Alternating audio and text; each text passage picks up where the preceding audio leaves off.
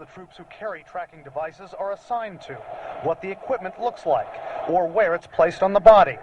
Just about every U.S. military vehicle in Iraq has GPS or another type of electronic tracking device so their commanders can monitor them. It's called Blue Force tracking. Some law enforcement units back home have experimented with chips that give physical data about officers but don't have tracking signals.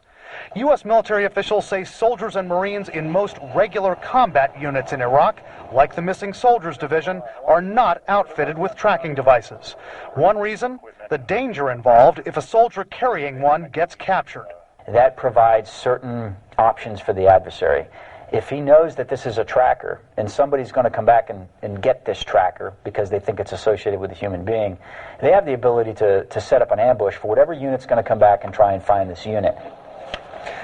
One option, placing a tracking microchip under a service member's skin. Former U.S. Special Operations officers tell us they believe that's being developed. Current military officials won't comment on that, Wolf. Yeah, what about the cost, Brian? Is that at all a consideration? It's a big consideration. Just about every former officer I spoke with says the cost of outfitting each combat troop with a tracking device is one of the main reasons they don't have them right now. So when you speak with the various special operations types and others, and I know you've been doing a lot of reporting on this, the pros and cons of having these kinds of tracking devices, what do they say, Brian? Some believe that every service member should have them. Some don't because of the risks we talk about. But others say if they can deal with the cost and pay for all of this, it is worth it not only to track missing troops, but to be able to tell friendlies from enemies on the battlefield.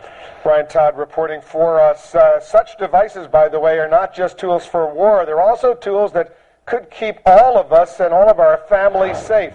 We saw that back in February when 3 mountain climbers and their dog were stranded overnight on Oregon's Mount Hood. Rescuers found them all safe by tracking their mountain locator unit, a device similar to the one seen here. Also, many models of cell phones use GPS tracking software that could locate you in case of an emergency. There are also several products available to keep track of children. Many of them act as emergency cell phones and tracking devices, with some even able to display on a map the places your child has visited.